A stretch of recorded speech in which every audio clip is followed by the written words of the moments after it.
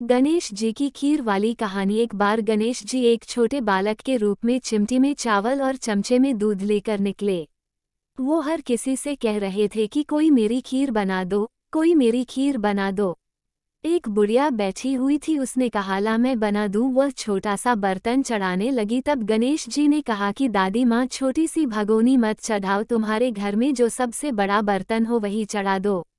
बुढ़िया ने वही चढ़ा दिया। वह देखती रह गई कि वह जो थोड़े से चावल उस बड़े बर्तन में डाली थी वह तो पूरा भर गया है। गणेश जी ने कहा, दादी माँ मैं नहाकर आता हूँ। खीर तैयार हो गई तो बुढ़िया के पोते पोती खीर खाने के लिए रोने लगे। बुढ़िया ने कहा, गणेश जी तेरे भोग लगना कहकर चूल्हे में थोड़ी सी खीर डाली और कटोरी भर भरकर बच्चों को दे दी।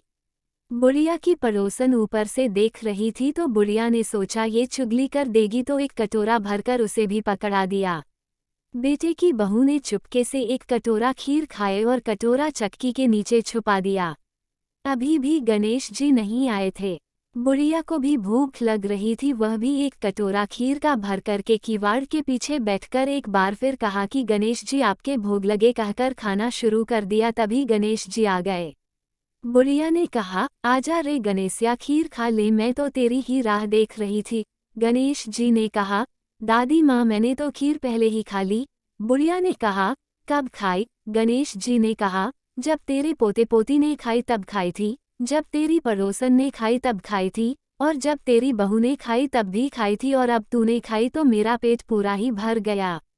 बुढ़िया ने कहा, बेटा और सारी बात तो सच है, पर बहू बेचारी का तो नाम मत लो, वह तो सुबह से काम में लग रही है, उसने फिर कब खाए?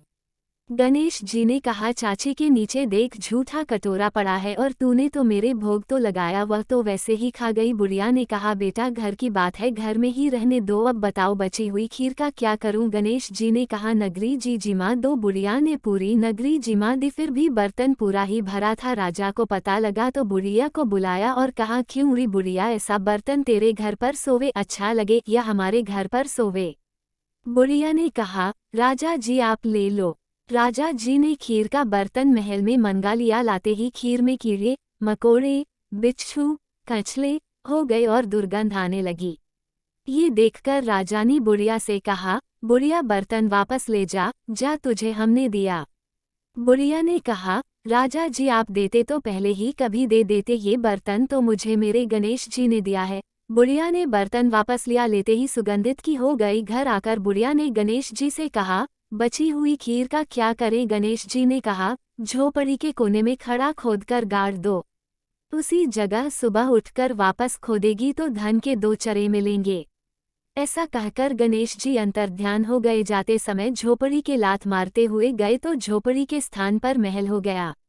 सुबह बहू ने फावड़ा लेकर पूरे घर को खोद दिया तो कुछ भी नहीं मिला। बहू ने कहा, सासू जी थारो गणेश जी तो झूठों है।